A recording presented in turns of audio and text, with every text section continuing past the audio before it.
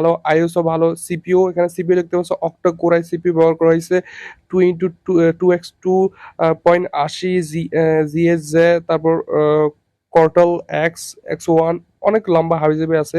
তবে জিপিইউ এবং সিপিইউ খুবই ভালো। এটা র্যাম হচ্ছে 12 জিবি, রম ইন্টারনাল হচ্ছে 128 জিবি, এটা তোমার স্টোরেজ পাবো হচ্ছে 128 জিবি, 256 জিবি, 512 জিবি এখানে পাবো, ঠিক আছে।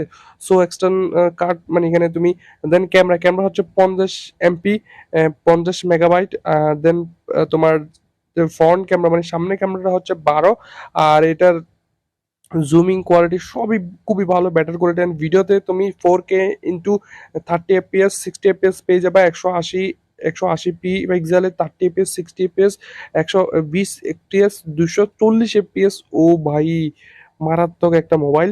অ্যান্ড দেন এটা রেজুলেশন হচ্ছে 400x300 পিক্সেল, আর ক্যামেরা হচ্ছে তোমার 1.11, যেটা হচ্ছে selfie camera, 11.11 MP selfie camera. আর এটা ওয়াইফাই 102.11। সো এটা ডুয়েল ব্র্যান্ডেড ওয়াইফাই, মানে খুবই ভালো স্পিডের ওয়াইফাই। অ্যান্ড দেন এটা তোমার মোটামুটি সবই দেখতে পাচ্ছ, সাউন্ড সবই বেটার।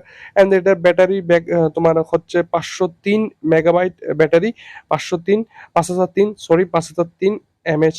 ব্যাটারি। সো 5003 আরামসে 2-3 দিন চলে যাবে। অ্যান্ড এই মোবাইলটা ওভারঅল সবগুলো ভালো আছে। গুগল পিক্সেল, গুগলের একটা কোম্পানি, গুগলের একটা brand, Google pixel 6 pro. So গুগলের প্রোডাক্ট যেহেতু অবশ্যই খুবই ভালো হবে এবং খুবই ভালো মোবাইল। আপনারা চাইলে এটা নিতে পারেন, আপনাদেরকে সবাইকে সাজেস্ট করব গুগলের প্রোডাক্ট। সো অবভিয়াসলি খুবই ভালো হবে। সো গাইস, ভিডিওটা কেমন লাগলো অবশ্যই আমাকে কমেন্ট করে জানাবেন। আজকের ভিডিও এতটুকু।